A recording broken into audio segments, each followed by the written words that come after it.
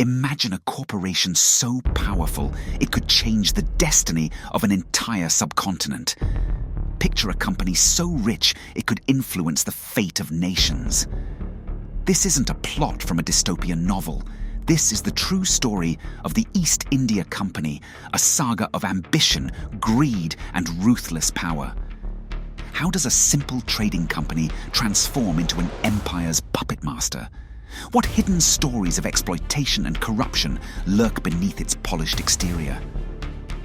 Stay with us as we journey through the rise and fall of the East India Company, unraveling the dark secrets of its history.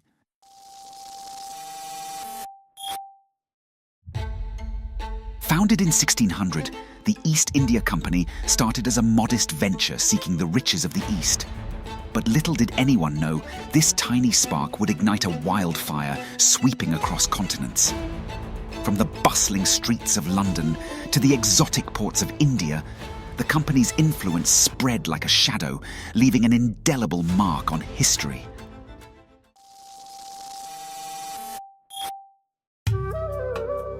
The company's ascent was a tale of cunning and strategy. In its infancy, it focused on establishing fortified trading posts along India's coastline. Imagine these posts as small seeds planted in fertile ground, slowly growing into a vast network. The company's first major victory came in 1612, when it defeated the Portuguese in the Battle of Swally, securing a foothold in Surat. This was just the beginning of its military exploits. Queen Elizabeth I granted the company a royal charter, giving it a monopoly on English trade in the East Indies. This golden ticket allowed the company to operate without competition, paving the way for its meteoric rise. The governance structure, managed by a court of directors, ensured that the company's operations were ruthlessly efficient and highly profitable.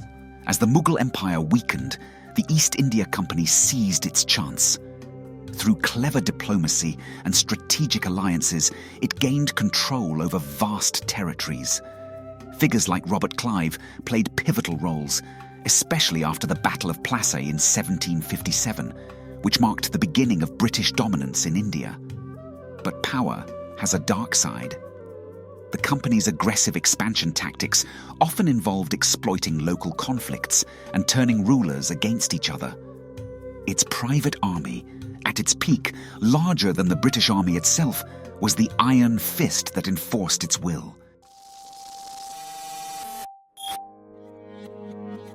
With power came corruption. The company's primary goal was profit, which it pursued relentlessly. One of the most notorious practices was its taxation system.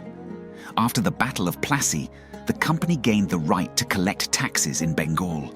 This wasn't just about revenue, it was about siphoning wealth from the local population, leaving peasants struggling under the crushing weight of exorbitant taxes. Imagine a thriving local industry, vibrant and bustling with activity. Now, picture it systematically dismantled piece by piece to serve the company's interests. This was the fate of the Bengal textile industry, destroyed to eliminate competition for British manufacturers. Skilled artisans were out of work, their crafts being replaced by British imports. Corruption was rampant.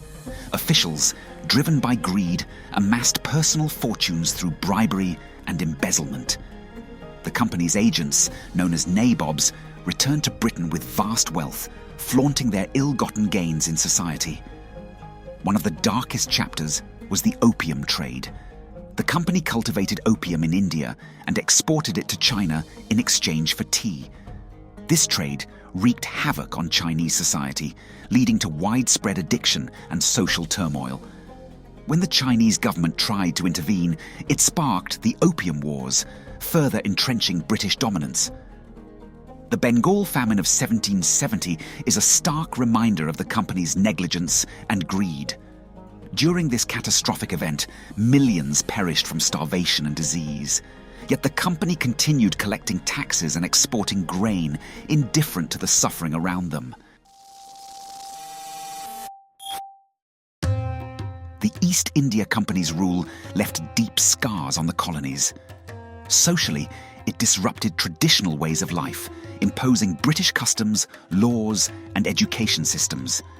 Local languages and knowledge systems were marginalized, creating a cultural disconnect that still resonates today. Economically, the company's policies were designed to benefit British interests, often at the expense of local economies. Imagine a thriving local economy teeming with artisans and craftsmen. Now, picture it gutted, its lifeblood drained by the company's extraction of raw materials and importation of British goods. This economic exploitation created a cycle of poverty and dependence that many former colonies still struggle to break. One of the most devastating impacts was the displacement of local populations. Fertile lands were seized, displacing farmers who had lived there for generations. These lands were then used for cash crops like opium and indigo, which were profitable for the company but left locals without sufficient food. Politically, the company's rule laid the groundwork for British colonial governance. When the British Crown took direct control of India in 1858, it adopted its administrative practices and structures. Local intermediaries, known as zamindars, collected taxes and administered territories, creating a class of elites loyal to the British. The company's impact extended beyond India. Its aggressive trade policies and military interventions disrupted Southeast Asia and China's local economies and political structures, leading to significant social and economic upheaval.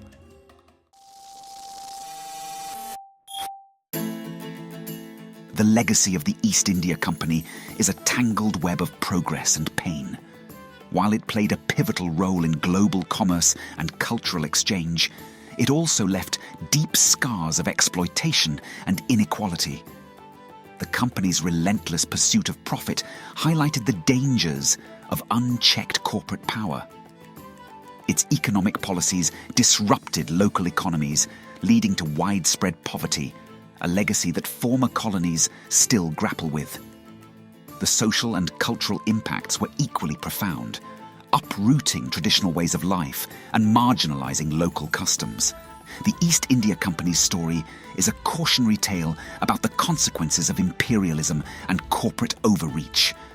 It underscores the importance of ethical governance and the need to balance profit with social responsibility.